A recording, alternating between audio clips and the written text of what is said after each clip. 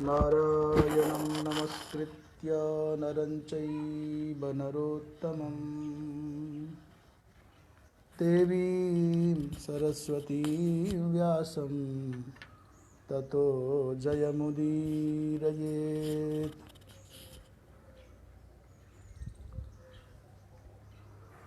वागीशाद्याः सुमनसः सर्वार्थानामुपक्रमे यन्नत्वा कृतकृत्याः स्युस्तन्नमामि गजाननम्। वागीशायस्य वदने लक्ष्मीर्यस्य च वक्षसि यस्यास्ते हृदये संवित् तन्नृसिंहमहं भजे, तन्नृसिंहमहं भजे।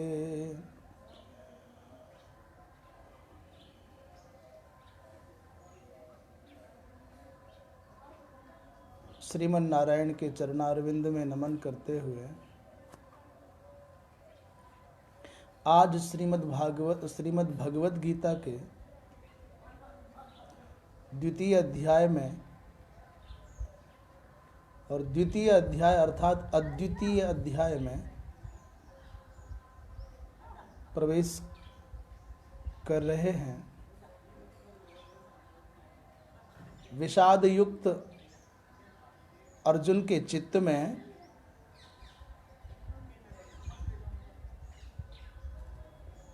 भगवान उत्साह का संचार करने के लिए उसको धर्म पथ पर निर्भयतापूर्वक संदेह रहित होकर बढ़ने के लिए उपदेश करते हैं। उधर हस्तिनापुर में महाराज धृतराष्ट्र के पास में संजय बैठे हैं और उन्होंने प्रथम अध्याय को निमित्त बना करके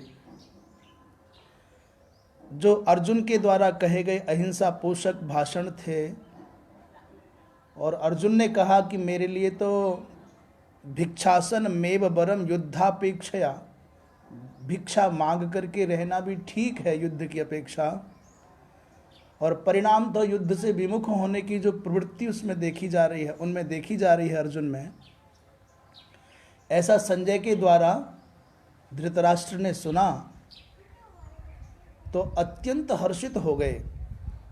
युद्ध वैमुख्यम ज्ञात्वा, युद्ध से विमुख होने का भाव अर्जुन के चित्त में आ गया है। ऐसा जब धृतराष्ट्र ने जाना तो सह धृतराष्ट्र प्रसीदति, प्रसन्न हो रहे हैं। और मन में क्या भाव आ गया है, चलो अच्छा हुआ स्वपुत्राणाम राज्यस्वर्यम अप्रचलितम अवधार्य, अब मेरे पुत्रों का राज्य और मेरे पुत्रों का ऐश्वर्य और जीवन अक्षुण्ण रहेगा, अबाध रहेगा, अप्रचलित रहेगा, अर्थात अब ये छिनने वाला नहीं है, अब ये छूटने वाला नहीं है। हस्तगतम निर्विरोधम राज्यम मत्वा, अब हमारे हाथ ही में है, ये निर्विरोध राज्य है। सह निश्चितोस्ति, सह निश्चिंतोस्ति, वो निश्चित भी है और निश्चिंत भी है। ऐसा धृतराष्ट्र के मुख की भंगिमाओं को, भाव भंगिमाओं को जान करके संजय तो ज्ञानी है, निष्पक्ष है, वेदव्यास भगवान के कृपा भाजन हैं, इसलिए धृतराष्ट्र के चित्त में आए हुए इस अकारण उत्साह के भाव को समन करते हुए कहते हैं। संजय उवाच तन्तथा कृपयाविष्टमश्रुपूर्णाकुलेक्षणं विषीदन्तमिदं वाक्यमुवाच मधुसूदनः। संजय कहते हैं तम अर्जुनम और तथा कृपयाविष्टम, ये द्वितीय विभक्ति के रूप हैं जितने अर्जुन के विशेषण हैं। कृपयाविष्टम अश्रुपूर्णाकुलेक्षणम विषीदंतम, विषाद करते हुए कृपा से आविष्ट होने के कारण जिसके नेत्रों में अश्रु बिंदु झलक आए हैं, आंसुओं से जिसके डबडबाते हुए नेत्र हैं, ऐसे विषादग्रस्त करुणा पूर्ण अर्जुन को मधुसूदन भगवान कृष्ण इदम वाक्यम उवाच, ऐसे वचन बोले। क्या बोले आगे बताएंगे।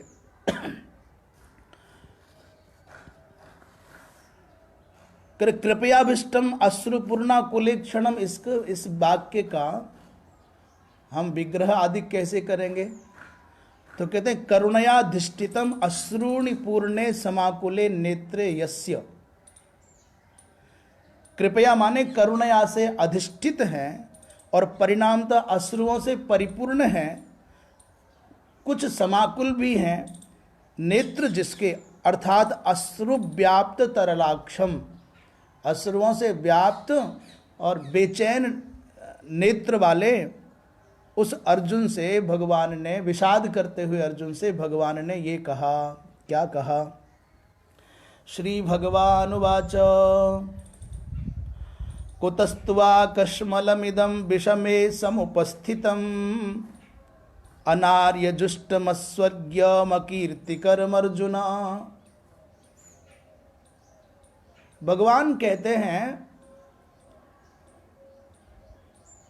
भगवान शब्द पर विचार करने से कर भी लें।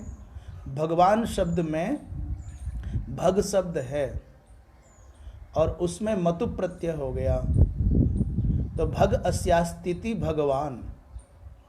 और भग का अर्थ क्या है?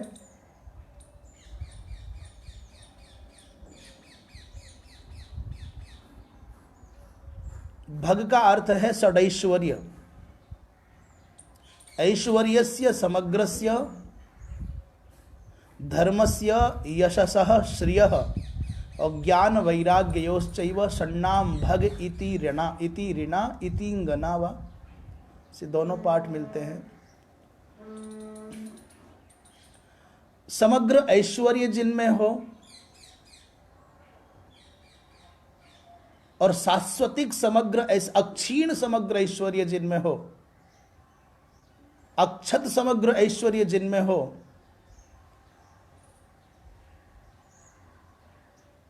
ऐश्वर्य से समग्रस्य, तो समग्रस्य पद का सबके साथ में अन्वय करना होगा।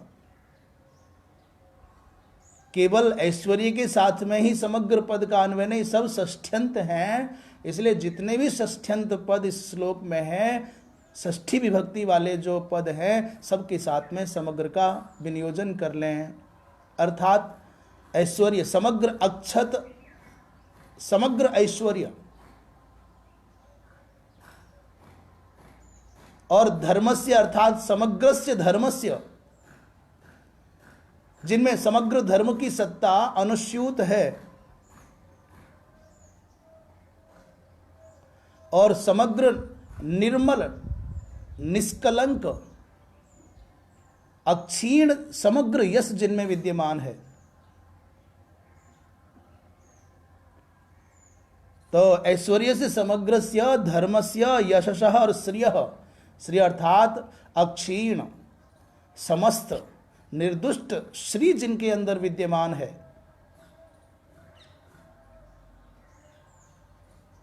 और निर्दुष्ट अक्षीण अक्षत विशुद्ध ज्ञान विज्ञान जिनके अंदर समाहित है, और इतना सब कुछ होने पर भी, श्रीवान होने पर भी, कीर्तिमान होने पर भी, ऐश्वर्यवान होने पर भी, जिनके अंदर अक्षीण अक्षत निर्दुष्ट समग्र वैराग्य प्रतिष्ठित है, वो भगवान है। अच्छा, अब विचार कर लें कितनी भी ऊंचाइयों पर चढ़ना चाहे ये मनुष्य, कितना भी उद्योग करे ये मनुष्य, तो भी क्या कभी संसार में ये मनुष्य भगवान की बराबरी पा सकता है क्या? क्या संसार के साधारण कर्म बंधन में बंधे हुए जीव को सौभाग्य प्राप्त होगा कि उसको समग्र ऐश्वर्य प्राप्त हो जाए, और वो भी अक्षीण? और यदि ऐश्वर्य प्राप्त हो गया तो ये यात्रा ऐश्वर्य से प्रारंभ होकर के वैराग्य पर पूर्ण हो रही है। माने समग्र ऐश्वर्य, समग्र धर्म, ऐश्वर्य होने पर आपके चित्त में धर्म की सत्ता का आदर होगा तो समझ लेना कि आप भगवान की भक्ति के पावन प्रवाह से आर्द्र हैं। और यदि ऐश्वर्य होने पर धर्म नहीं आया तो बड़ी मुश्किल हो जाएगी। ऐश्वर्य भी हो, धर्म भी हो, और आपका पवित्र यश भी, ऐसे कोई धन आने के बाद ऐसे कोई कर्म ना हो, धर्म के नाम पर भी ऐसा कोई आवरण और आडंबर और प्रदर्शन न हो कि लोग आपका अपयश करने लग जाए। तो समग्र ऐश्वर्य हो परंतु धर्म समन्वित हो, और समग्र ऐश्वर्य और धर्म हो परंतु साथ में पवित्र निष्कलंक यश भी होना चाहिए।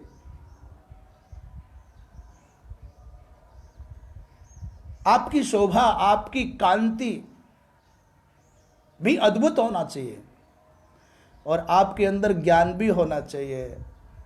केवल कोरे ऐश्वर्य से काम नहीं चलेगा, आपके अंदर सत्य और असत का, सही और गलत का, विधि और निषेध का, वस्तु और अवस्तु का बोध भी हो।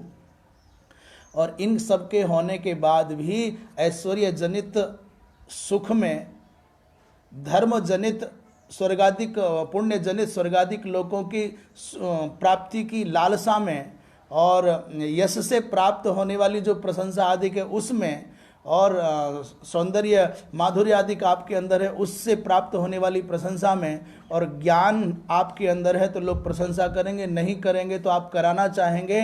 तो ज्ञान का जो भोग करने की अभिलाषा है कि प्रशंसा हो, प्रशस्ति हो, प्रसिद्धि हो, इसमें आपका अप्रतिम वैराग्य हो। ऐश्वर्य से प्रारंभ हुए छठवें गुण का नाम है वैराग्य। तो ये घटित होता है केवल भगवान में ही। तो जिनमें ये षड गुण घटित हों उनको भगवान कहते हैं। श्रिया सहित भगवान इति श्री भगवान, ऐसे भगवान कहते हैं। अरे भाई अर्जुन, ये संबोधन हो गया, अर्जुन ये कुतस्त्वा इदम कस्मलम और तदपि विषमे समुपस्थितम। ये जो कस्मल तुम्हारे, ये जो कालुष्य, ये मालिन्य, ये कार्पण्य, असमय में जो तुम्हारे मन में कुविचार आया है, इसका क्या औचित्य है? विषमे माने असमय में, और समुपस्थितम आ गया है। हे सुनो, जो तुम सोच रहे हो वो सब ठीक नहीं है। जो हमारे हितैषी होंगे वो भी वही विचार करेंगे जो भगवान कृष्ण कर रहे हैं, और यही करना ही चाहिए। कुपथ पर, कुमार्ग पर और अशास्त्रीय पथ पर विधर्म अर्थात परधर्म का आश्रय करने वाले अपने स्वजन को, संबंधी को समझाए, जो तुम कर रहे हो तुम्हारे पूर्वजों ने ऐसा नहीं किया, सदाचारी जनों ने ऐसा कभी नहीं किया। अनार्य जुष्टम अस्ति, ये आर्य जुष्ट नहीं है, आर्य सेवित नहीं है, सज्जनों के द्वारा परिपालित ये पथ नहीं है, परिसेवित पथ नहीं है। और अस्वर्ग्यम, और जो तुम करने जा रहे हो अर्जुन, ये पहले तुम्हारे वीर पूर्वजों ने कभी किया नहीं, श्रेष्ठ जनों ने कभी किया नहीं। और अस्वर्ग्य माने इसको करने के बाद में स्वर्गाधिक लोकों की प्राप्ति भी होनी नहीं। और अकीर्ति कर्म, जो तुम करने जा रहे हो, जब तक जियोगे तब तक अपयश होगा, और अपयश से बढ़कर के मृत्यु धरती पर कोई और है क्या? इस विषय पर आगे विचार करेंगे। तो कुतस्तुआ माने त्वा अर्थ यहाँ पर तुम्हारे लिए, त्वा शब्द तुम्हारे लिए अर्थात तुम्हारे जैसे व्यक्ति को शोभा देता है क्या? तो क्या खास बात है अर्जुन में? क्यों कह रहे हैं भाई तुम में शोभा नहीं देता, किसी और में दे? अरे भाई तुम सामान्य नहीं, सर्वक क्षत्रिय प्रवरम, तुम सब क्षत्रियों में श्रेष्ठ हो, और अर्जुन तुम सामान्य नहीं हो। तुम वो योद्धा हो जिसने अपने पौरुष के बल पर, शौर्य के बल पर, अपनी धनुर्विद्या के बल पर तीनों लोकों में अपनी प्रतिष्ठा बनाई है, प्राप्त की है, अर्जित की है। अर्जुन, व्यक्तित्व के निर्माण में सदियां लग जाती हैं, अपनी छवि बनाने में बरसों लग जाते हैं व्यक्ति को, पर उस छवि को, व्यक्तित्व को, कीर्ति को नष्ट करने के लिए एक ही पल पर्याप्त है। इसलिए सावधान। सर्व क्षत्रिय प्रवरम, तुम सब क्षत्रियों में प्रवर हो, श्रेष्ठ हो। और प्रवरता कैसी है? बोले तुमने महादेव को अपने युद्ध कौशल से प्रसन्न किया है, तृप्त किया है, जिसका वर्णन महाभारत में तो है ही है, किरातार्जुनीयम में भी बहुत अच्छे से है।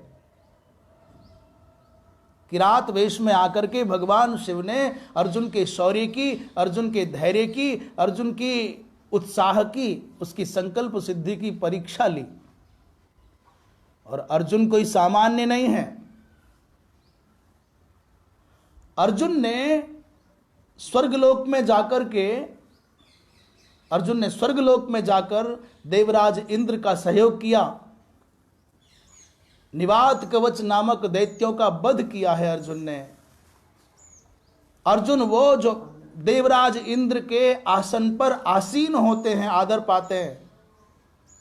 और अर्जुन की बात चल रही है तो अर्जुन शब्द का अर्थ है, अर्ज धातु है।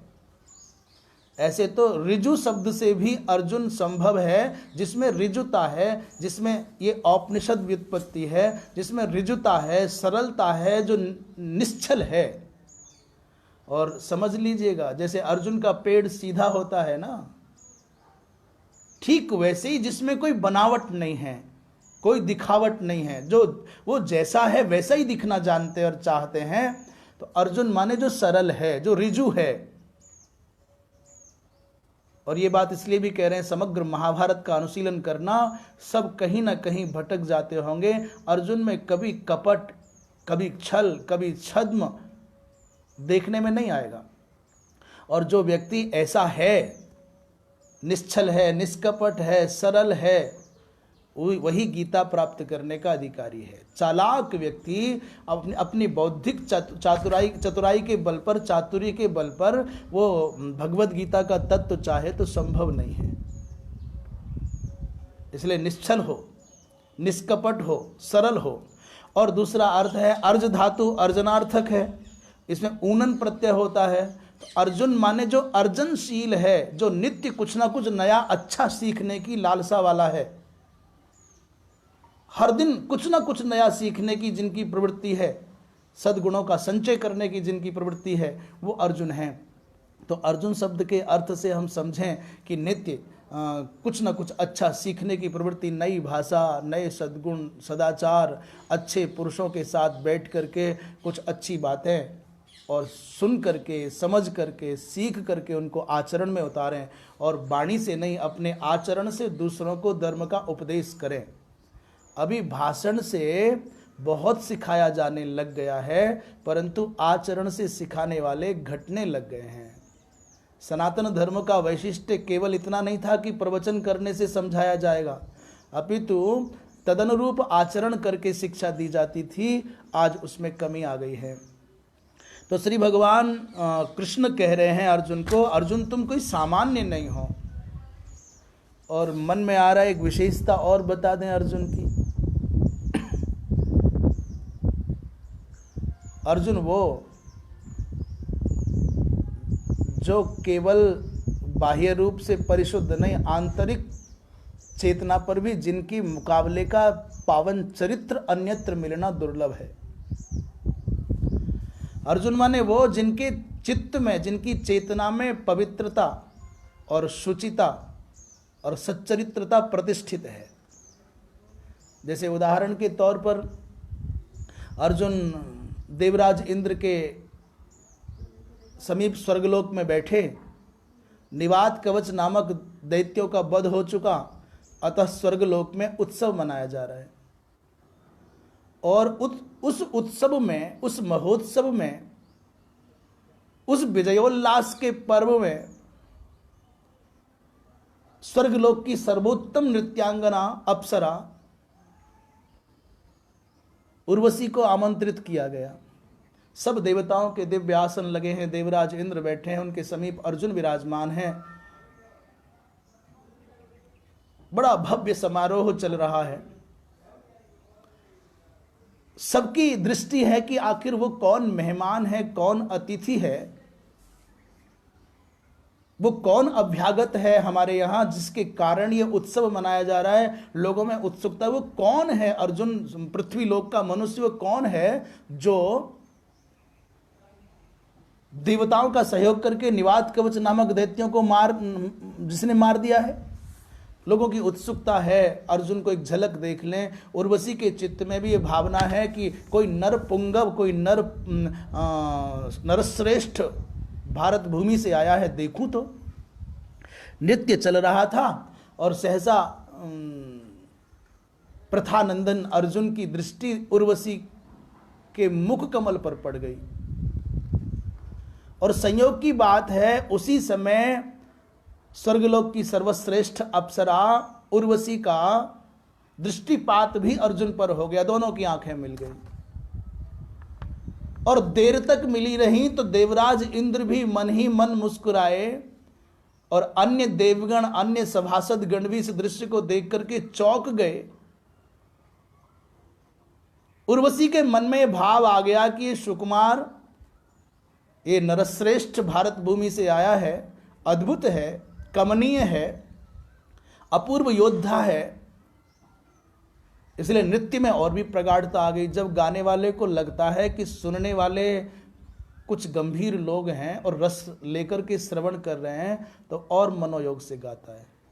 नाचने वाले को जब लग जाता है देखने वाले कुछ महत्वपूर्ण हैं और बड़े मनोयोग से डूब करके रस संवर्धन करते हुए, उत्साहित होते हुए ये दर्शन कर रहे हैं, तो नाचने वाले के नृत्य में और प्रगाढ़ता आ जाती है और कुछ विलक्षणता आ जाती है। ऐसे ही प्रवक्ता को भी लगता है। जब प्रवक्ता को लगता है श्रवण करने वाले कुछ श्रेष्ठ हैं, प्रौढ़ हैं, तो उनकी अभिव्यक्ति में प्रौढ़ता आ जाती है, परिपक्वता आ जाती है। तो स्वाभाविक है कि अर्जुन जो अतिथि हैं, मुख्य अतिथि हैं, वही अत्यंत आनंद के साथ में निर्निमेष दृष्टि से अपलक निहारते हुए मुझको देख रहे हैं, मेरे नृत्य से प्रसन्न हैं, और अच्छा नाच शुरू हो गया। देवराज इंद्र भांप गए। और यहां थोड़ा क्षमा करना, यदि ये कहें कि अर्जुन के मन को नहीं जान पाए, ना तो देवराज इंद्र अर्जुन के मन को जान पाए और ना ही उर्वशी अर्जुन की आंखों को पढ़ पाई और उनके मनोभावों को जान पाई, और ना ही सभा में बैठे हुए लोग जान पाए। तो अब क्षमा इसलिए कह रहे थे, क्षमा करें कि देवराज इंद्र देवताओं के राजा हैं और सभी प्राणियों को प्रायः उनके कर्मों के अनुसार फल देने में वो नियुक्त हैं। तो भला ये बताइए कि देवराज इंद्र देवताओं के सम्राट होने पर भी क्या एक मनुष्य के मन को नहीं भांप पाए? बोले भाई, मनुष्य हो तो उसके मन को भांपा जाए, परंतु ये तो भगवान के अप्रतिम सखा, संबंधी, स्वजन हैं। इसलिए बड़ा आसान नहीं है दूसरे के मन को पढ़ना। नृत्य पूर्ण हुआ।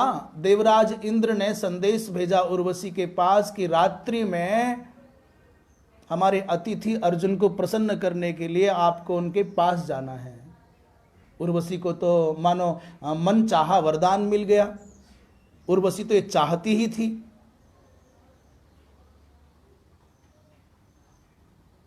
एक और गजब की बात बताऊं, उर्वशी का मतलब है, हिंदी में अर्थ करेंगे तो हृदय में बसा हुआ कोई वो उर्वशी है, परंतु ऐसा नहीं। उरु कहते हैं जंघा को। उरु माने जंघा, और उस जंघा से जो प्रकट हुई है, तो किसकी जंघा से प्रकट हुई? बोले एक बार नरनारायण भगवान बड़ी विलक्षण साधना में तल्लीन हैं। देवराज इंद्र के मन में ये भ्रम आ गया कि संभवतः ये मेरे पद को, मेरे राज्य को पाने के लिए तप कर रहे हैं, इसलिए चलो कुछ विघ्न किया जाए। तो अप्सराओं का समूह भेज दिया कामदेव के साथ। नर नारायण भगवान की उस विलक्षण निर्दुष्ट साधना में ये अप्सराएं विक्षेप नहीं कर पाई। उस समय तक उर्वशी का जन्म नहीं हुआ है, प्रादुर्भाव नहीं हुआ है। तिलोत्तमादिक मेनकादिक अप्सराएं गई हैं। जब पराजित हो गए, हार गए, परंतु महात्मा को, नर नारायण भगवान को प्रभावित नहीं कर पाए, तो निराश होकर के क्षमा याचना पूर्वक जाने लगे। नर नारायण भगवान ने कहा घबराओ मत, परेशान मत हो, हम नाराज नहीं हैं। तुम मानो कामदेव को और देवराज इंद्र को ये संदेश दिया है कि तुम जिन अप्सराओं के अर्थात सौंदर्य के प्रभाव से, जिस काम के प्रभाव से हमारी साधना को विखंडित करना चाहते थे, उससे अधिक सौंदर्य तो हमारे पैरों में, हमारी जंघाओं में बसता है। इसलिए अपनी जंघा से नारायण भगवान ने ये उर्वशी को प्रकट किया। इस अप्रतिम सौंदर्य संपन्न विभूति को देख करके वो जो स्वर्गलोक से आई हुई अप्सराएं थीं, वो सब चकित हो गईं, चौंक गईं, लज्जित हो गईं, हतप्रभ हो गईं। तो ये उर्वशी है कौन? मानो नर नारायण भगवान की जंघा से उत्पन्न होने के कारण अंगजा है। एक कितना मनोरम संबंध है कि अंगजा माने तनुजा है। दूसरी बात ये, वो तो जानती नहीं कि अर्जुन कौन है, पर अर्जुन तो जानते हैं। रात्रि को सब लोगों को विदा करने के बाद विश्राम में जाने से पूर्व नित्य अर्जुन भगवान का ध्यान करते थे आसन पर बैठ करके, और उस समय भी ध्यान कर रहे थे। अचानक द्वार खुला था तो उर्वशी अंदर आई। उस रात्रि में एकांत में उर्वशी को अपने कक्ष में पाकर के अर्जुन उठ करके खड़े हुए और नजरें नीचे झुका ली। भद्र पुरुष का लक्षण है कि माताओं से संवाद करते समय हमने यही सुना था और यही समझते भी हैं, माताओं से बात करते समय वो नेत्रों से नेत्र मिलाकर के बात नहीं करते थे। आज का चलन कुछ और है, और आज आंखों से आंखें मिलाकर के बात ना करें तो लोग कुछ और अर्थ लगाते हैं। हम इस विषय में नहीं जाना चाहते। सम्मान की दृष्टि से पर नारी के चरणों पर दृष्टि होनी चाहिए। सच्चारित्र की दृष्टि से पर स्त्री के चरणों पर दृष्टि हो, उसके मुख पर दृष्टि नहीं होनी चाहिए। ये विषय में विषय, बात में बात और कथा में कथा बढ़ जाएगी। प्रमाण क्या है? बोले अनेकों वर्षों तक लक्ष्मण जी महाराज माता सीता के संग रहे, परंतु उन्होंने कभी मां सीता का मुख कमल देखा नहीं। और ये प्रसंग आता है सुग्रीव के यहां, जब मां सीता के आभूषण मिले तो राम जी तो आंखों में आंसू भरे पूछते हैं, लक्ष्मण देखो तो सही, ये वस्त्र सीता के हैं क्या? ये कुंडल सीता के हैं क्या? ये केयूर सीता के हैं क्या? तो लक्ष्मण जी महाराज ने क्या कहा? बोले भगवान, ना तो मैं कुंडल जानता हूं, ना केयूर जानता हूं, ना हम जानामि केयूरे और ना हम जानामि कुंडले। तो फिर तुम क्या जानते हो? बोले नूपुरे तभी जानामि नित्यम पादाभिवंदनात्। मैं तो नित्य माता के माता सीता के, अपनी मातृ सदृशा माता सीता के चरणों में प्रणाम करने जाता था। तो मेरी दृष्टि में तो केवल माँ के नूपुर बसे हैं, मैंने कभी कुंडल आदि को नहीं देखा। ये भारतवर्ष के चारित्रिक उत्कर्ष का, चारित्रिक उत्कृष्टता का एक प्रमाण है, उदाहरण है। इसलिए अर्जुन महाराज खड़े हुए और चरणों में दृष्टि डालकर कहा, मां इतनी रात में?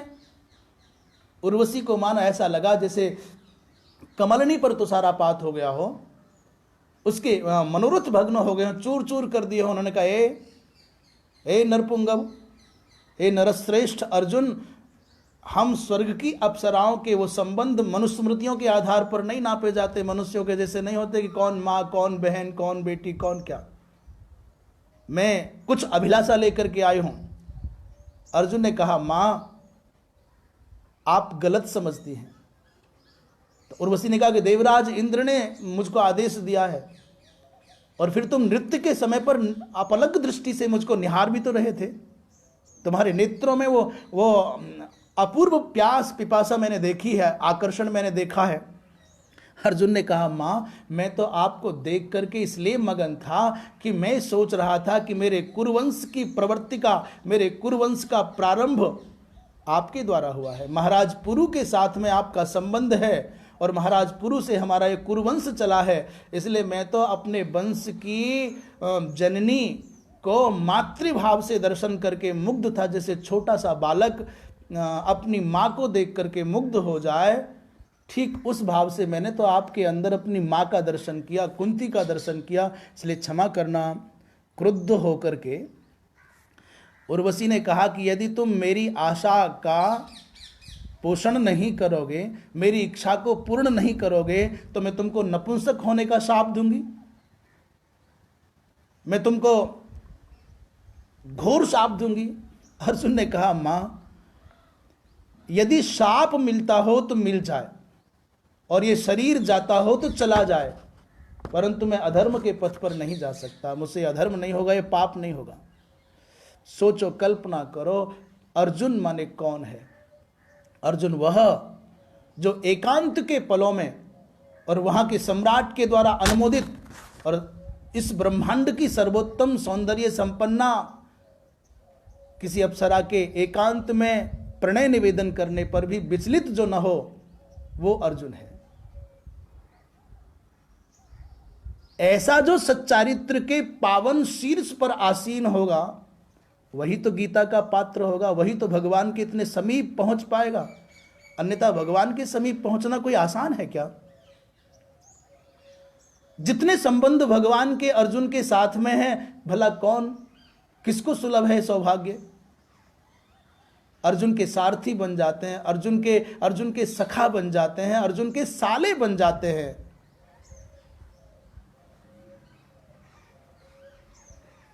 ऐसे पवित्र आचरण संपन्न अर्जुन को ये जो सौभाग्य मिला है, महाराज एकांत में किसी के साथ में बैठ कर के कुछ बातें करना अलग बात है, पर दोनों सेनाएं तनी हुई हैं, सबके हाथों में हथियार हैं, गजब हो रहा है। इस धरती का अनूठा आश्चर्य है जो शायद पहले कभी नहीं हुआ। मंचों पर कथा कहना अलग बात है, अपने समर्थकों के समूह के बीच में कोई संवाद करना अलग बात है, आकाश में बैठ के बोलना अलग बात है, पाताल में बैठ के बोलना अलग बात है, पर युद्ध के मैदान में बैठ करके, युद्ध के मैदान में खड़े होकर के आध्यात्मिकता का उपदेश तो केवल कृष्ण कर सकते हैं और श्रवण केवल अर्जुन कर सकते हैं। और भला कौन है? दुनिया में कोई उदाहरण नहीं मिलेगा आपको। किन्हीं का उनके मजहब का, उनके मत का जो ग्रंथ, जो उनकी मान्यताओं में आसीन ग्रंथ है, जो उनके ढंग से उनसे उपासना कराते हैं।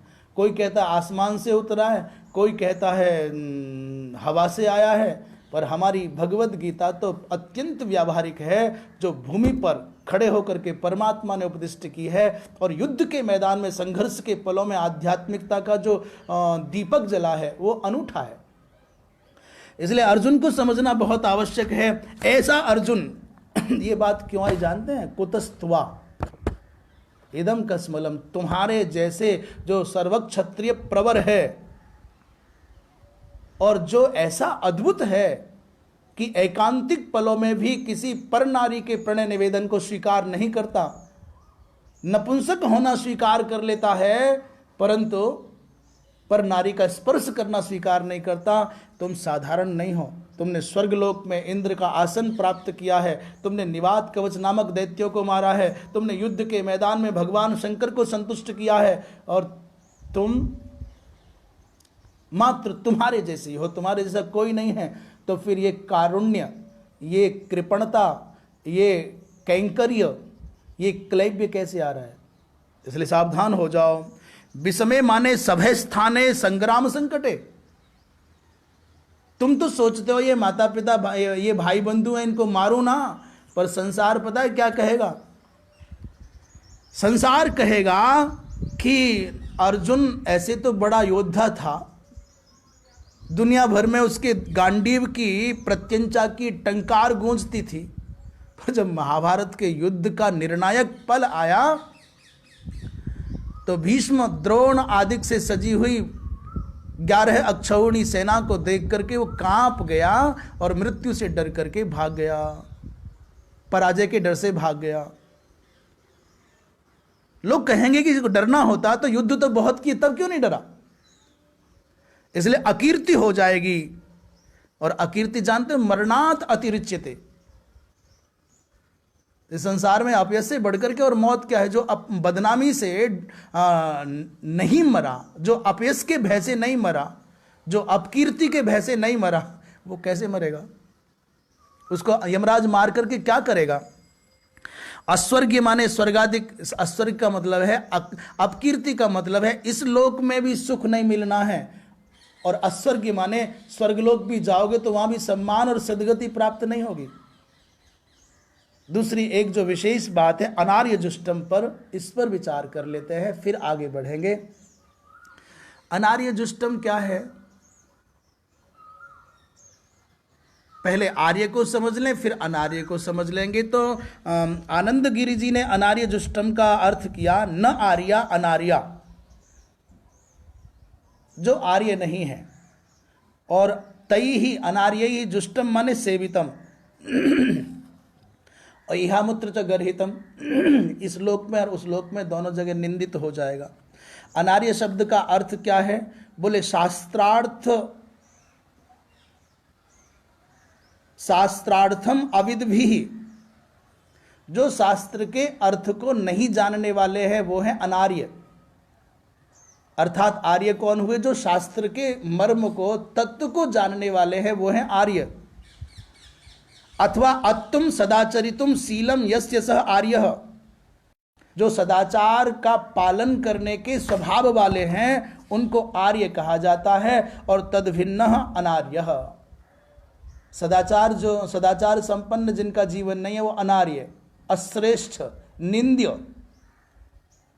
तो अनार्य का अर्थ हो गया जो शास्त्र के अर्थ को नहीं जानते, जो सदाचार को नहीं जानते। अच्छा, एक जगह और भी आर्य की परिभाषा की गई है, कर्तव्यम आचरण कामम अकर्तव्यम अनाचरण और तिष्ठति प्राकृताचारे स तु आर्य इति स्मृतः। अभी क्षमा करना भाई, वर्तमान काल में 150 वर्ष के कालखंड में आर्य के नाम पर जो समाज खड़ा हुआ है, हमारा उस से कुछ लेना देना नहीं है। हम ये नहीं कह रहे कि उनका कोई खंडन या मंडन हम कर रहे हैं। जैसे ब्रह्म समाज खड़ा हो गया तो उसमें खड़े होने वाले लोग सब ब्रह्म बन गए थे क्या? जैसे ब्रह्म समाज के सभी रजिस्टर्ड सदस्य ब्रह्म नहीं हो सके, ऐसे ही आर्य समाज के अंतर्गत आने वाले रजिस्टर्ड सदस्य भी सब अनार्य हो जाएं, और सब आर्य हो जाए, संभव नहीं है। केवल समूह के नाम रख लेने से और अपने आगे आर्य लगा देने से आर्यत्व नहीं आ सकता। आर्यत्व का लक्षण क्या है? आर्य कौन है? कहने भर से कोई आर्य नहीं होगा। और ये अर्थ कर लिया कि जो आर्य समाज में समाहित हैं वही आर्य हैं, तद्भिन्ना अनार्याः, तो भैया फिर तो बहुत मुश्किल हो जाएगी। कहाँ जाओगे? आद्य जगत गुरु भगवान शंकराचार्य, धर्म सम्राट स्वामी करपात्री जी महाराज, पूज्य श्री रामानंदाचार्य जी, रामानुजाचार्य जी, कहाँ जाओगे? तुलसीदास जी, सूरदास जी, मीरा जी, कहाँ जाओगे? इसलिए क्षमा करना वो उद्देश्य नहीं है। तो पहले सुन लो, कर्तव्य का आचरण करे और अकर्तव्यम अनाचरण, अर्थात शास्त्र विहित कर्मों को करने वाला और शास्त्र निषिद्ध कर्मों को न करने वाला, और जो सदाचार में प्रवृत्त है उसको आर्य कहा जाता है। ये बात भी थोड़ी उलझन सी में रह गई, कुछ समझ में नहीं आया क्या है। शास्त्र बोधित कर्म करें, शास्त्र के द्वारा निषिद्ध कर्मों को ना करें, तो इस परिभाषा को अपने ऊपर घटित कर लेना चाहिए कि हम आर्य हैं कि नहीं हैं। कुछ लोगों ने तूफान मचाया कि आर्य तो बाहर से आए, यहाँ तो द्राविड़ रहते थे, ये द्रविड़ों का देश है, हम मूल निवासी हम हैं और तुम तो बाहर से आए। ये सब भ्रम है और सब एक कपोल कल्पित वितंडावाद है। चलिए, आर्य, आर्य का मतलब है, बहुत सुंदर अर्थ महाभारत में आया है कि आत्मनिंदात्मक प्रशंसा च पर निंदा परस्तवः अनाचरित मार्याणाम। जो आर्य हैं उनमें 4 बातें घटित होनी चाहिए। क्या क्या 4 बात? बोले आत्मनिंदा, अपनी निंदा करना ये कोई अच्छी बात नहीं है। और जैसे अपनी निंदा करना अच्छी बात नहीं है, दैन्य तो अच्छा है। ये सरलता पूर्वक ये कहना कि साहब हम क्या जाने, हम तो तुच्छ, ये तो बहुत अच्छा है, ये दैन्य है। पर आत्मनिंदा माने जो तुम्हारे व्यर्थ में ही अपने आप को कोसना, भाग्य का नाम लेकर के, कर्म का नाम लेकर के, देश का, समाज का नाम लेकर के साहब अपने अपने जीवन को निंदित करना, मेरा भाग्य खोटा है, मेरा पिता ठीक नहीं है, अमुक अमुक। तो जो अपनी निंदा करता है वो आर्य नहीं है। और इससे भी ज़्यादा घातक है अपनी प्रशंसा करने वाला। अपनी प्रशंसा करने वाला भी आर्य नहीं है कि मेरे जैसा कोई नहीं है, हम तो दुनिया में अद्भुत हैं, केवल हम ही वैदिक हैं, दूसरे लोग तो ये पौराणिक हैं, ये अनार्य हैं, आदि का आदि। ऐसा नहीं। जो आत्मनिंदा और आत्म प्रशंसा नहीं करता, तो चलो साहब हम अपनी निंदा और अपनी प्रशंसा छोड़ देंगे, परंतु परनिंदा और परस्तव तो कर सकते हैं। बोले नहीं, दूसरों की निंदा भी ना करे, दूसरों की मिथ्या किसी प्रलोभन के अधीन होकर के प्रशंसा भी ना करे, वो आर्य है। अनाचरितम आर्याणाम धर्ममेतत् चतुष्टयम्, ये आर्यों के द्वारा आचरित नहीं है। अच्छा, अब बात आएगी सब निंदा ना करें, प्रशंसा ना करें, तो किसी के बारे में कुछ बोलना पड़े तो वो तो बोलना तो होगा ना, किसी में अच्छाइयाँ हैं। बोले सच बोलो ना, निंदा और स्तुति करने की आवश्यकता है। यहाँ एक सूक्ष्म बात आ गई है, थोड़ा ध्यान से सुनेंगे। निंदा और स्तुति नहीं करना चाहिए। क्या करें? बोले सच बोलो, यथार्थ वक्ता हो जाओ। यथार्थ वक्ता कैसे होना है? बोले 3 पॉइंट समझने के लिए एक पंक्ति में 3 बिंदु रख लो।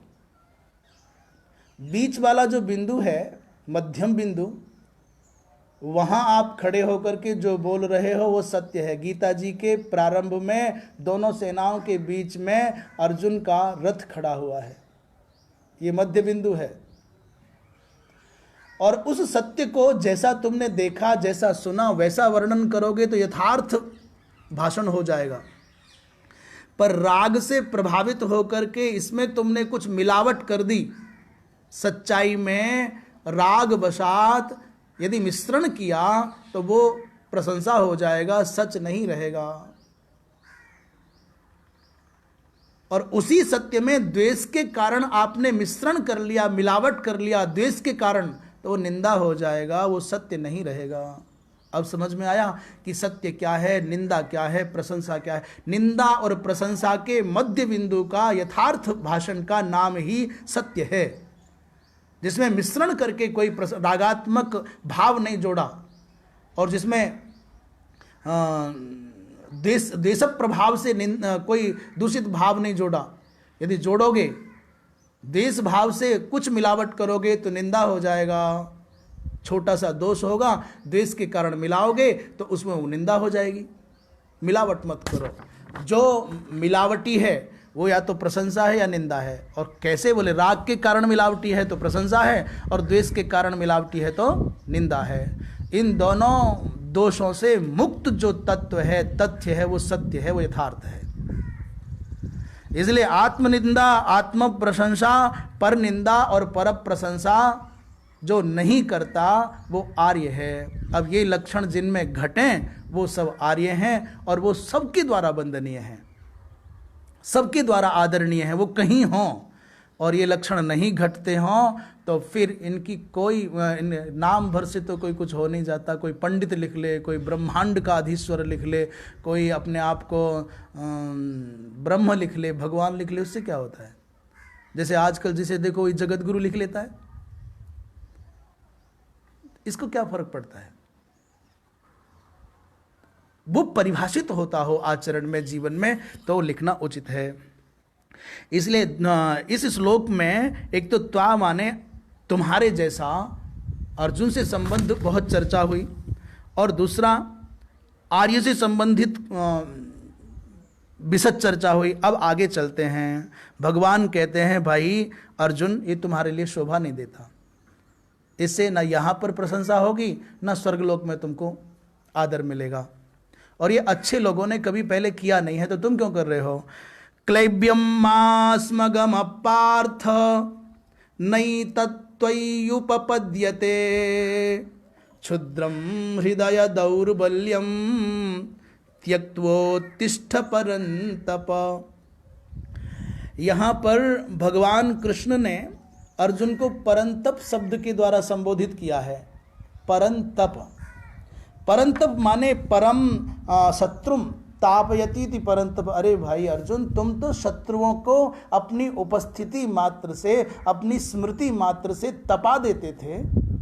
तुमको देखते ही उनके चित्त में आग लग जाती थी, वो अग्निसात हो जाते थे, वो डर के मारे कांपने लग जाते थे। तो ये शत्रुओं को तपाने वाले अर्जुन, आज तुम खुद कांप रहे हो। त्वचैव परिदह्यते, आज तुम्हारी त्वचा स्वयं जली जा रही है। जो दूसरों को जलाता था वो जल रहा है, जो दूसरों को कपाता था वो आज कांप रहा है। हे परंतप, उत्तिष्ठ, उठ करके खड़ा हो। कहां से उठ के खड़ा होना है? बोले क्लैब्यम मास्म गमः, तुम्हारे अंदर जो अधीरता आ गई है, जो तुम्हारे अंदर पुमर्थ विधुरत्व आ गया है, तुम्हारा जो पौरुष क्षीण हो गया है, तुम्हारे मनोबल के गिरने के कारण, तुम्हारे मोह के कारण, विषाद के कारण, उसको त्याग दे। इस क्लैब्य को, इस नपुंसकता को, इस डरपोकेपन को त्याग दे, कायरता को त्याग दे, इसको प्राप्त मत कर। हे पार्थ, एतत् त्वयि न उपपद्यते। गांडीव धनुर्धारी अर्जुन, त्रैलोक्य विश्रुत अर्जुन को ये शोभा नहीं देता। न उपपद्यते त्वयि, तुम में ये जो दुर्गुण आ गया है, तुम्हारे शोभा के, तुम्हारी महिमा के, तुम्हारे व्यक्तित्व के विरुद्ध है। और संसार में हमको कुछ भी करना होता है तो हमको हमारे व्यक्तित्व का आकलन करना पड़ता है। क्या हम जिस कुल में, जिस खानदान में, जिस वर्ग में, जिस आश्रम में, जिस जाति में, जिस संप्रदाय में, जिस संस्थान में जुड़े हैं, क्या ये आचरण उसके अनुरूप है? कुछ भी करने से पहले ये अपने आप से खुद पूछ लेना चाहिए कि जो तुम कर रहे हो ये तुम्हारे अनुकूल अनुरूप है कि नहीं। इसलिए हृदय दौर्बल्यम या क्षुद्रम हृदय दौर्बल्यम अस्ति तत्यक्त्वा, इस हृदय की क्षुद्र दुर्बलता को त्याग करके अल्प विचार रूप जो क्षुद्र कल्पित ममता से उत्पन्न जो शोक रूप क्षुद्रता है, उसको त्याग करके उठ करके खड़े हो जाओ।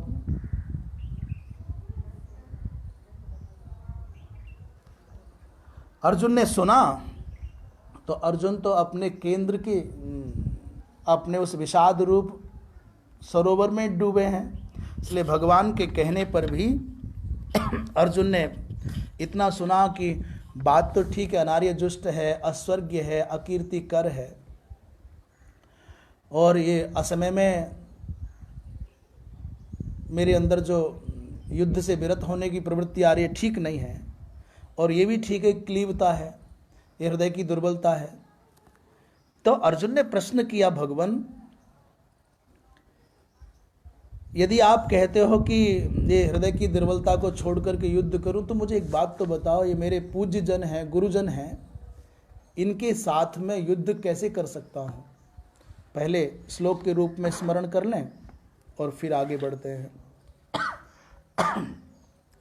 कथम भीष्ममहं संख्यम, कथम भीष्ममहं संख्ये द्रोणं च मधुसूदनः, कथम भीष्ममहं संख्ये द्रोणं च मधुसूदन, इषुभिः प्रतियोत्स्यामि पूजार्हा वरिसूदन। इसमें भगवान को दो बार संबोधित किया है, पहले मधुसूदन और दूसरी बार अरिसूदन। मधुसूदन का मतलब है एक मधु नामक दैत्य को जिन्होंने मारा। ये तो सब जानते ही हैं, पर संतोष नहीं हुआ कि केवल मधु को ही मारा क्या।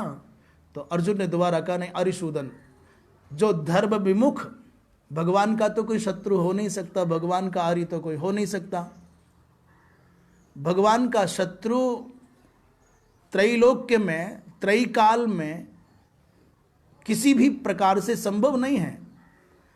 पर भगवान का शत्रु होने का भाव यह है कि जो धर्म के विमुख है, धर्म को क्षति पहुंचाते हैं, अर्थात धर्म के शत्रु ही, धर्म को क्षति पहुंचाने वाले ही भगवान के शत्रु के स्थान पर खड़े हो जाते हैं। जो मानवता के विरोधी हैं वो भगवान के शत्रु के स्थान पर उपस्थापित कर दिए जाते हैं। हो नहीं सकते, कौन होगा भगवान का शत्रु। इसलिए हे अरिसूदन, एक बात तो बताओ, कथम माने कैसे, अहम भीष्मम, और वो भी संख्ये युद्ध के मैदान में, और द्रोणंच, और वो गुरुदेव द्रोणाचार्य को, ईशु भी प्रतियोत्स्यामि, और वो भी बाणों के द्वारा मैं इनके ऊपर प्रहार कैसे करूंगा। अपितु ये तो दोनों के दोनों पूजार्ह, ये तो पूजा के योग्य हैं, ये सम्मान के योग्य हैं। आप कहते हो युद्ध करो, मैं कहता हूं कि वाणी से भी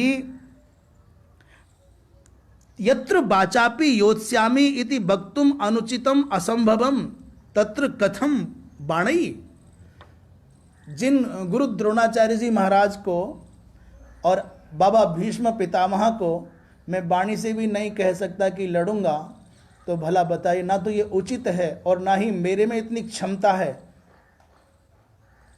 औचित्य भी नहीं बनता है और क्षमता भी नहीं है कि जो पूज्य जन हैं, जो पुष्पादिक के द्वारा, वंदनादिक के द्वारा प्रशंसित होने चाहिए, पूजित होने चाहिए, उनके साथ युद्ध कैसे करूंगा। ये बहुत अच्छी बात कही अर्जुन ने, और ये सच भी है। संसार का कुछ भी पाने के लिए अपने पूज्य जनों के सम्मान को क्षति नहीं पहुंचानी चाहिए। क्या है ऐसा जिसको पाकर के आप अमर हो जाएंगे? ऐसा क्या है कि जो गुरुजन हैं, पूज्य जन हैं, उनको प्रताड़ित करके, पीड़ित करके, पराजित करके, उनका तिरस्कार करके आप हर्ष को प्राप्त कर ले जाएंगे या राज्य पालेंगे? तो क्या पाएंगे और कब तक पाते रहेंगे, कब तक पा सकेंगे, कब तक ये रहेगा। इसलिए पूज्य जनों का निरादर करके कुछ भी मिलता हो तो सामान्यतया व्यक्ति को अवॉइड करना चाहिए, बच जाना चाहिए।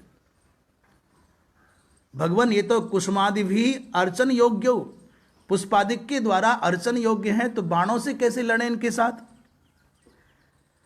एक बहुत अच्छा भाव है इसमें। बाबा भीष्म तो मेरे पूज्य हैं, पिता के भी पूज्य वंदनीय हैं, इसलिए उनसे लड़ना उचित नहीं। दूसरा, द्रोणाचार्य तो केवल गुरु मात्र नहीं है, अपितु ये तो ब्राह्मण भी हैं। ये आचार्यत्वेन पूज्यो न तो ब्राह्मण मात्रत्वेन, दोनों के दोनों ने हमको सिखाया है, तो इसलिए आचार्यत्व है। सतपथ ब्राह्मण में श्रुति है, तस्मात् यद्यपि राजा परमतां गच्छति,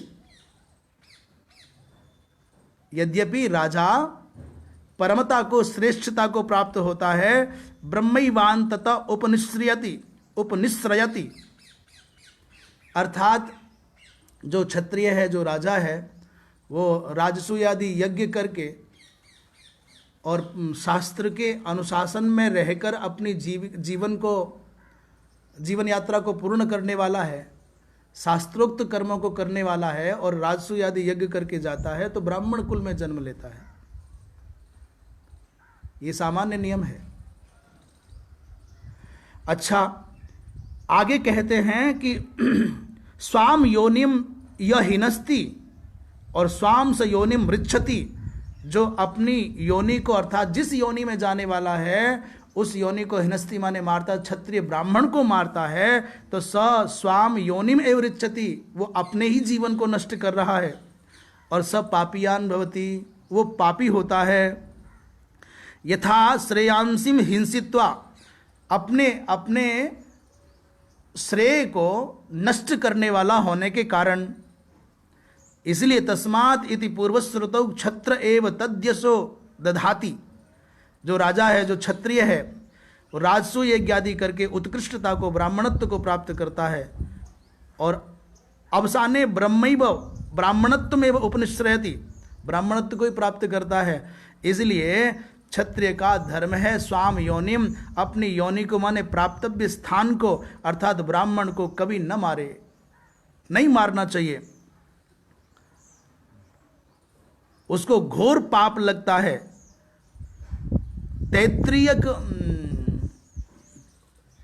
तैत्रीय ब्राह्मण में भी ऐसा वर्णन आता है कि यावतीर्वै देवताः ताः सर्वा वेद विधि ब्राह्मणे बसंती।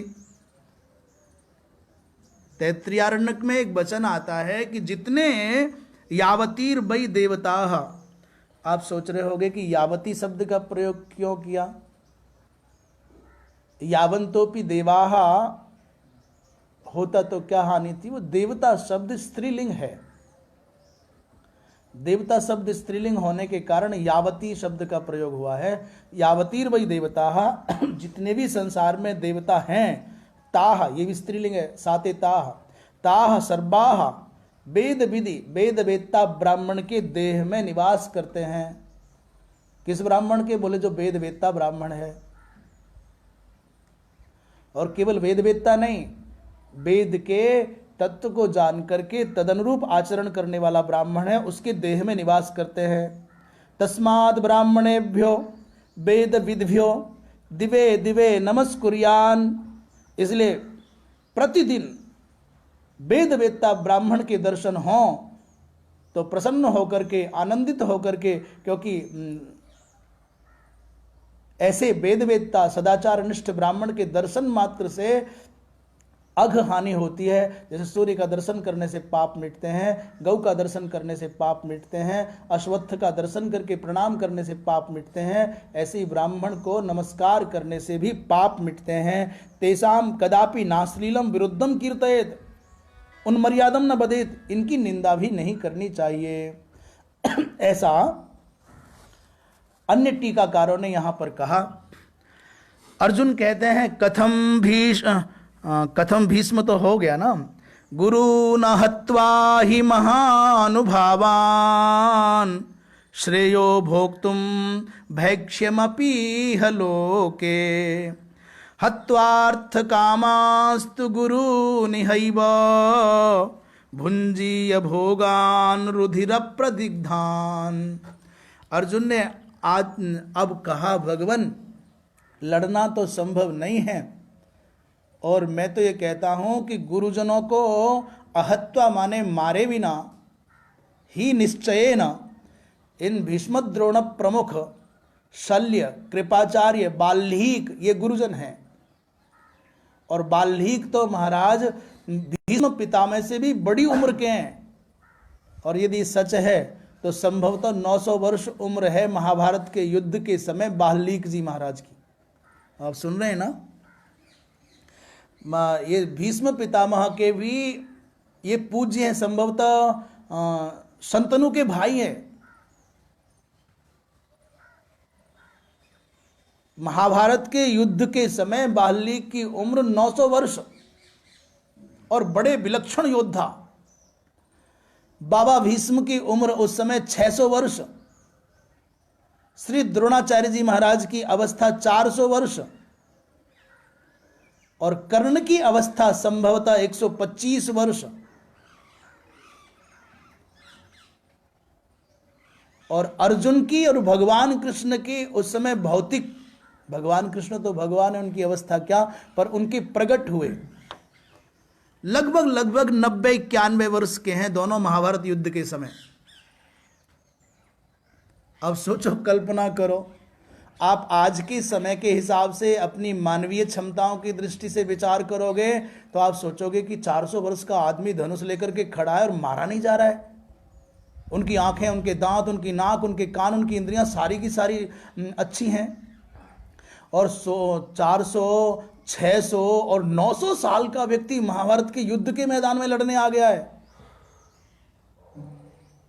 और हमारी दशा तो यह है कि 60 साल के होते हैं तो बूढ़े हो जाते हैं, 70 के हो गए तो कांपने लग जाते हैं, 80 के हो गए तो गिर जाते हैं, 90 का कोई 100 का कोई दिखता है। तो ये विकास हुआ कि ह्रास हुआ है?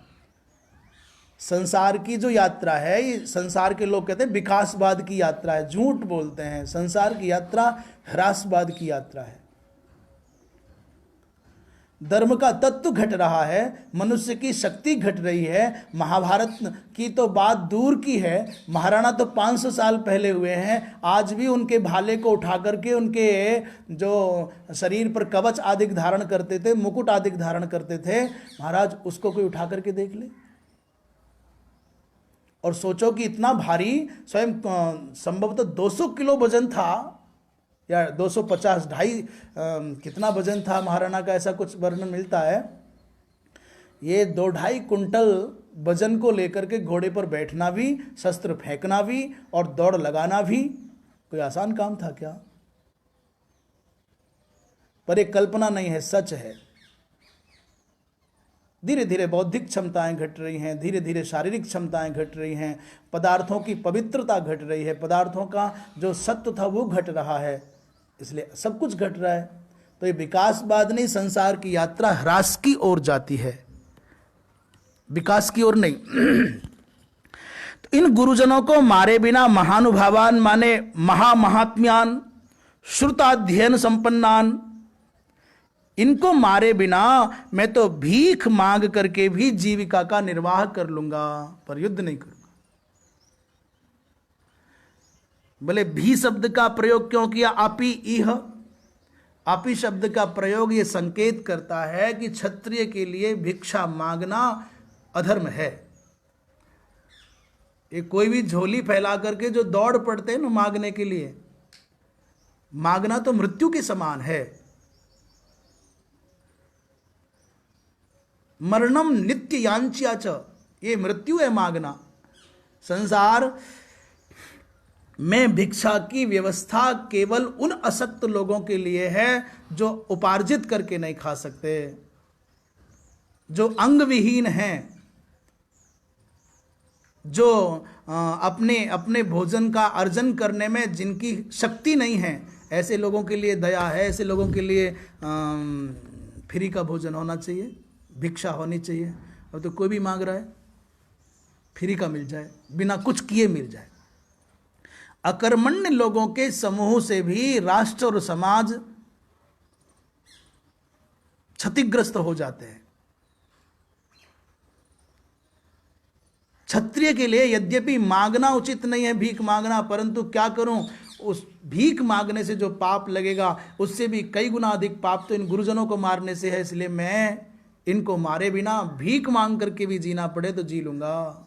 भीख मांगने की बात तो केवल उन के लिए थी जो साधना में तल्लीन रहते हैं। भिक्षा के अन्न को अमृत माना जाता है। किन के लिए?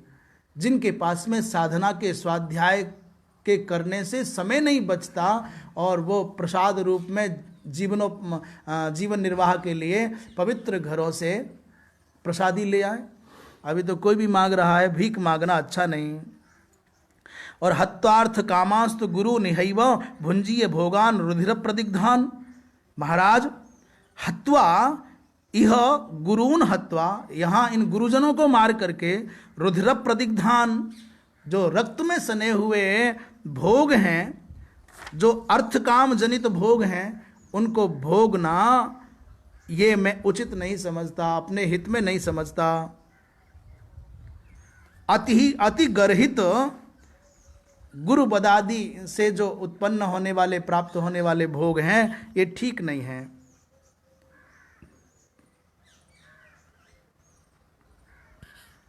इसलिए अर्जुन ने यहाँ पर स्पष्ट कर दिया कि मुझे ये स्वीकार्य नहीं है कि मैं इन गुरुजनों को मार करके इस संसार का साम्राज्य पाऊं। इसलिए कहा जाता है, आपस्तंभ संहिता में ये वर्णन आता है, तस्मात् ब्राह्मणाय नाप गुरेत, ब्राह्मण का अपमान नहीं करना चाहिए। न निहन्यात, उसका वध भी नहीं करना चाहिए। लोहितम कुर्यात एतावता न लोहितम कुर्यात, अर्थात निहन्नेत माने वध करना, और न लोहितम कुर्यात अर्थात उसको उसके शरीर से रक्त गिरे, क्षति भी मत पहुंचाओ, व्रण नहीं करो। एतावता हीन सा भवती, क्योंकि ऐसा करोगे तो आपको घोर पाप लगेगा।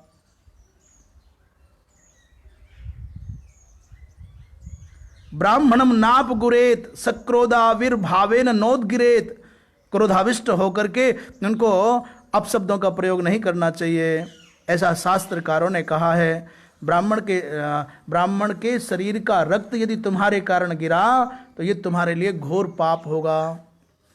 और ब्राह्मण शब्द का अर्थ यहाँ द्रोणाचार्य जी तो हो गया, भीष्म पितामह में गुरुत्व की भावना से बात कही गई। इसलिए कुछ भी हो परंतु मैं ये कार्य नहीं कर सकता। और इतना कहने के बाद अचानक अर्जुन के मन में क्या आया, भगवान के उपदेशों को सुन भी रहे होंगे, अपनी बात भी कह रहे होंगे, वो जो तरंगों की जैसी हलचल चित्त में हो रही होगी, करूं कि ना करूं।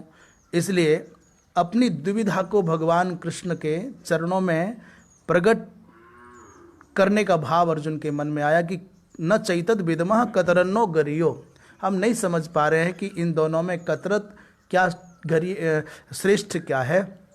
तो इस विषय पर विचार भगवत कृपा से अग्रिम सत्र में करेंगे। अब वाणी को यही विराम। क्या महात्मा नमोनारायण, आपके वक्तृत्व में भाष्य की चर्चा कम और अन्य की, हाँ संभवतः प्रसंगवश, परंतु आपके संज्ञान में ये बात आनी चाहिए से ब्रो शास्त्री जी, सेवराव शास्त्री जी, कि यहाँ तक त्यक्त्वा हृषिकेश प्रहसन क्या है, एव मुक्त्वा हृषिकेशम गुडाकेश परंतप न योत्स्य इति गोविंद मुक्त्वा तुष्टिम, यहाँ तक शांकर भाष्य उपलब्ध नहीं है। मैं संज्ञान में लाऊं, शांकर भाष्य यहाँ से नहीं, शांकर भाष्य प्रारंभ होता है अशोच्यानन्व शोचस्तम प्रज्ञावादांश्च भाषसे की भूमिका से। इसलिए शांकर भाष्य न होने से तब फिर आनंद गिरी ने टीका की है। हम जितना भी बोल रहे हैं हमारे अपने मन से कुछ नहीं बोल रहे, हाँ कुछ थोड़ा बहुत जैसे कि अन्य उद्धरणों से प्रसंगों से लाए होंगे। तो जैसे ये आनंद गिरी टीका का आश्रय लेकर के, और एक टीका अन्य और है, और एक दो तीन टीकाओं का आश्रय लेकर के सब पक्ष रखे जाते हैं। ये पक्ष इसलिए रखे जाते हैं कि श्लोक के अंदर जो सन्निहित भाव है वो प्रकट हो जाए, तो उद्देश्य ये है। और जब शांकर भाष्य आएगा तब आप उसका आनंद ले पाएंगे। हर हर महादेव।